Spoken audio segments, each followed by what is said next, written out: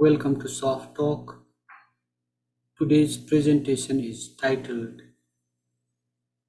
Who Will Do the Dirty Work If Not the Electorate? This year's festive cacophony is well past us. Finally, you can read, write, think, or take a walk under the influence of thoughts. That is, without worrying as to when another cracker blast would shake you from within. What a relief, isn't it? Looking back, one can hardly forget the peaceful and environment-friendly manner in which the Nepali nation used to celebrate festivals. With the imported cacophony getting louder and louder, gone are the days, especially in mega cities, of Deusi, Bhailo, Maruni naach, that is a dance, Sorathi, swings of different types, and many other traditional features of our unique festivals. The rapid fading of our soothing Maalshri and other features. Maalshri is a traditional tune. This fading of Maalshri and other features of these festivities amid thunderous blasts does not augur well. The environment and public health are what suffer the most during festivals of different hues and shades. This festive seasons too, the tidings were not that encouraging in terms of the above mentioned factors.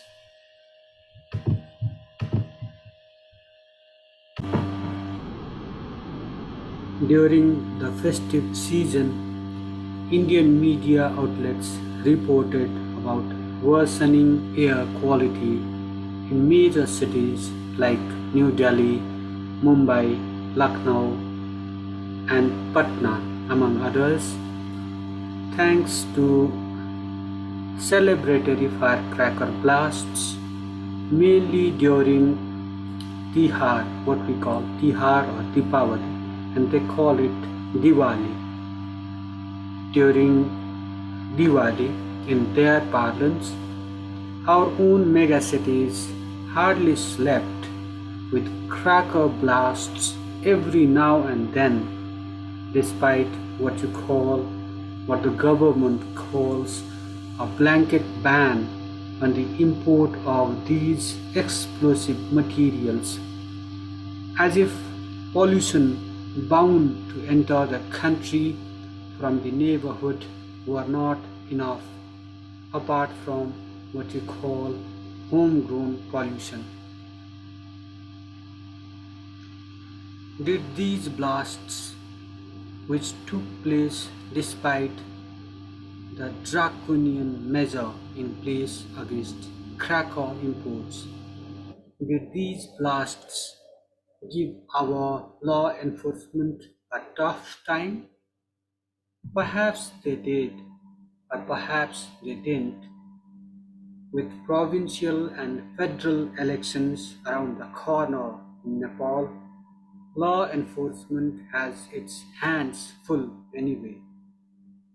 It has more important things to attend to rather than bothering about celebratory blasts and their impact on the environment as well as public health.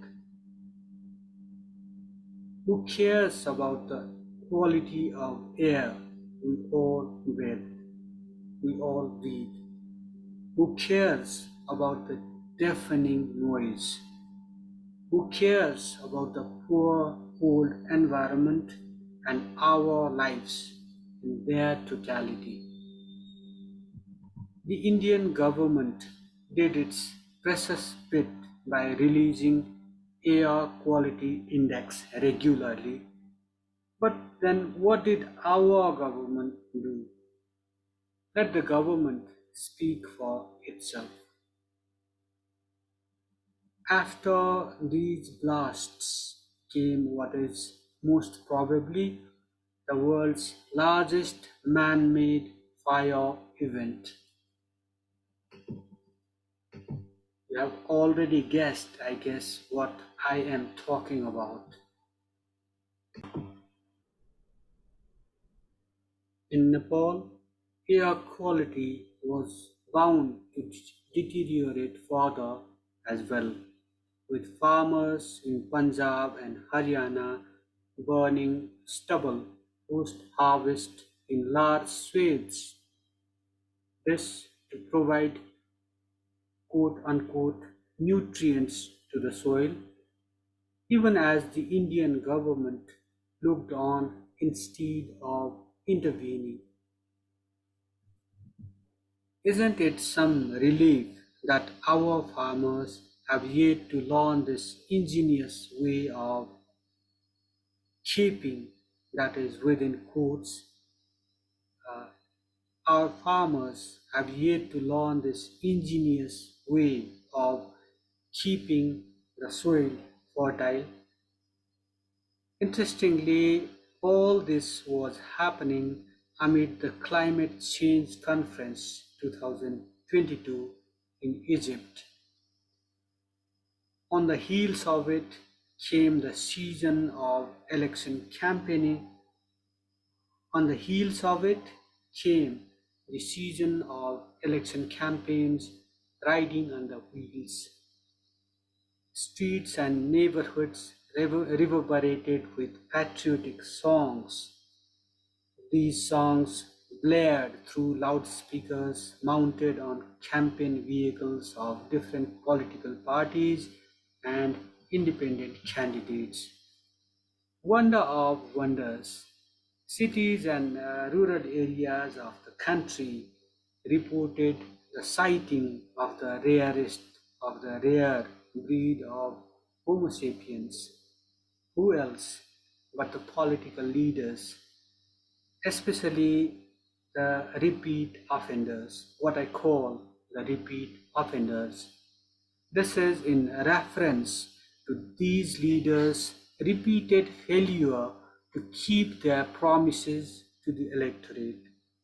These characters came with their henchmen in tow, along with some new and some old promises.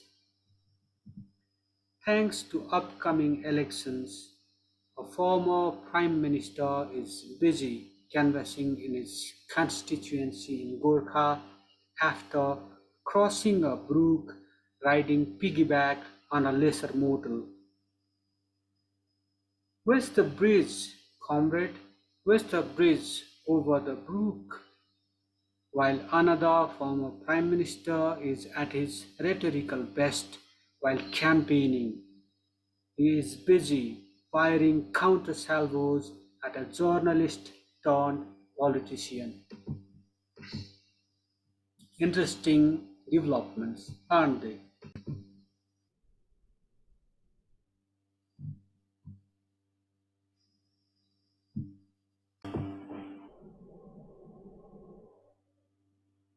As I was talking about, after these celebratory blasts came what is most probably the world's largest man-made fire event.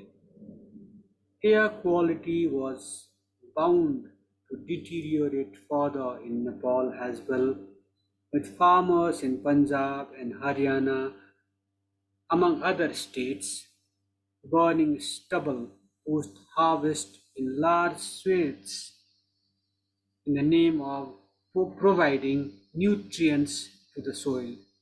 This, even as the Indian government looked on instead of intervening. Isn't it some relief that our farmers have yet to learn this ingenious way of keeping the soil fertile? Interestingly, all this was happening amid the climate change conference in 2022 in Sharm el-Sheikh, Egypt. On the heels of it came the season of election campaigns, riding on the wheels. Streets and neighborhoods reverberated with patriotic songs. These songs, those songs, blared through loudspeakers mounted on campaign vehicles of different political parties and independent candidates. Wonder of wonders, cities and rural areas of the country reported the sighting of the rarest of the rare breed of Homo sapiens. Who else but the political leaders, especially the repeat offenders? This is in reference to these leaders' repeated failure to keep their promises to the electorate. These people came with their henchmen in tow, along with some new and some old promises. Thanks to upcoming elections, a former prime minister is busy canvassing in his constituency in Gorkha after crossing a brook riding piggyback on a lesser motor. Where's the bridge, comrade? Where's the bridge over the brook? This question begs an answer. At the same time, what is the what is another prime minister, another former prime minister is doing? This former prime minister is at his rhetorical best while campaigning, firing counter salvos at a journalist turned politician. Will his salvos translate into gains for the political party that he leads?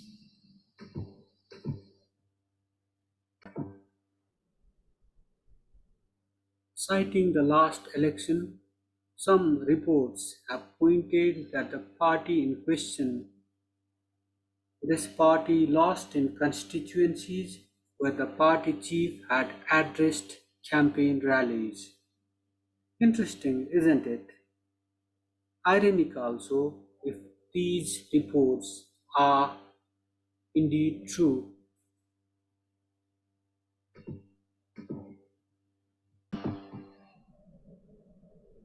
Still, other candidates, new and old, they are trying to reach out to local communities, the communities with whom they had a disconnect of about 4 years, 5 years or so.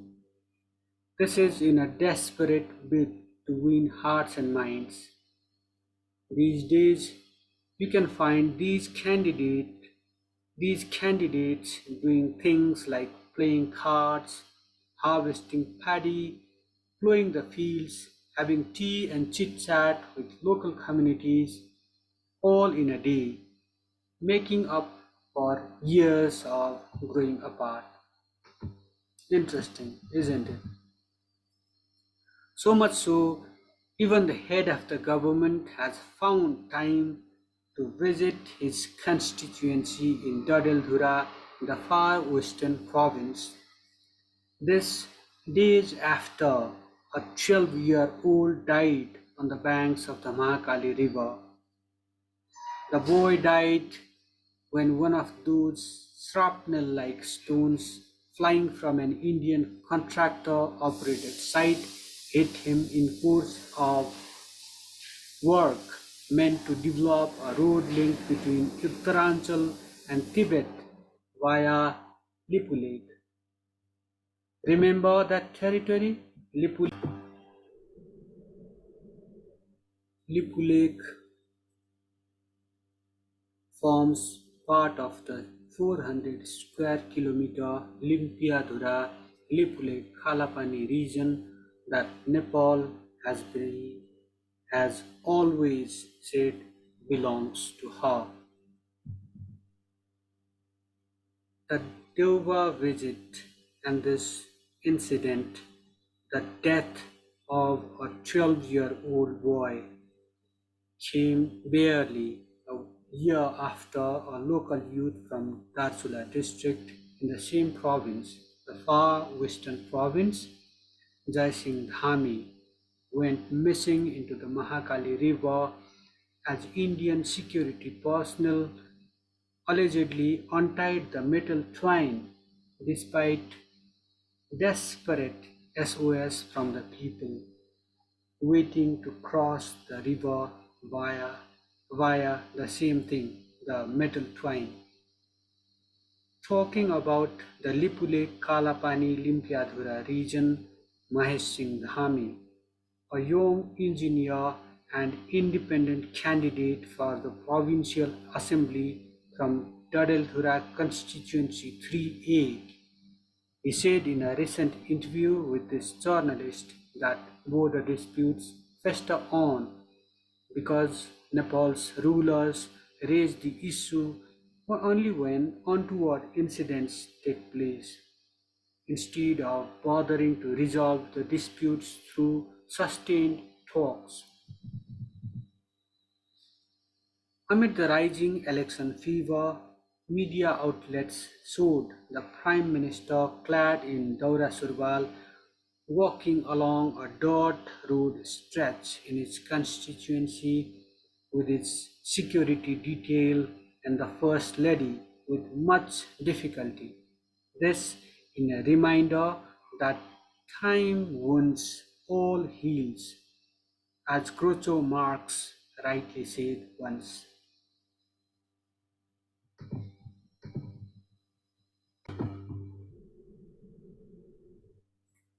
While the incumbent is intensifying his election campaign in Dadeldhura, a rival candidate, Sagar Dhakal, has leveled serious allegations against the incumbent government. In a recent social media post, the, the engineer turned politician Sagar Dhakal accused government authorities of not allowing him to campaign. On its part, the district administration office has refuted the charges. Sagar Dhakal and fellow candidate for the provincial assembly, both independent candidates, Sagar Dhakal and Mahesh Singh Dhami. They are they were busy just campaigning, canvassing in the in the run up to these important elections. They were busy canvassing in the nooks and crannies of Dadeldhura district. For obvious reasons, Dadeldhura is the epicenter of federal and provincial elections. Distress calls coming from the epicenter may have a bearing on the credibility of the elections, so the Nepali state should probe them with due seriousness and address genuine grievances. The country as a whole is faring no better than the dirt road through which the incumbent Prime Minister Sher Bahadur Deuba walked along with the security detail and the First Lady. The road is a powerful satire on political leaders who got the popular mandate time and time again to transform this country for the better, but ended up making the country and the people more and more miserable. Here I am reminded of a section from the novel Gone with the Wind. This novel, it's a Margaret Mitchell work. It centers on the American Civil War that began on April 12, 1861 and ended on April 9, 1865. In that novel, Red Butler explains to Scarlett O'Hara, the heroine, I told you once before that there were two times for making big money, one in the upbuilding of a country and the other in its destruction. Slow money in the upbuilding, fast money in the crack up. That is part of that Red Butler quote that I'm quoting here because this is quite contextual. This quote is quite relevant in today's Nepal as well. That's why I'm quoting it. Our leaders, bearing a few exceptions, have put the carpetbaggers of the Civil War to shame, prospering while pushing the country on a downward spiral for decades on end. This time around, there are signs of the electorate awakening. If media reports and social media posts are any indication.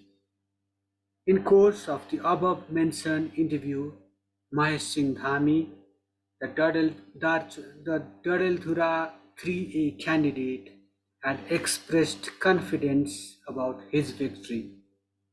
This gives us hope. This confidence gives us hope, albeit faint, that untried, untested, and uncorrupted crop of leaders will get a fair chance this time around. In fact, our political system is rotting thanks to our decades old political leadership that is rotting from the head. It is bothered only about partisan, familial, and individual interests. The system, this political system, needs a thorough cleansing. Spring cleansing won't be enough. Who will do this dirty work? This work of cleansing the system thoroughly, if not the electorate. With this open question, I wrap up this edition of Soft Talk. I request you all to comment on our presentations. Press the like button if it really touches your hearts and minds, and above all, subscribe to this channel, this Soft Talk channel, and give citizen journalism a chance to be your true voice.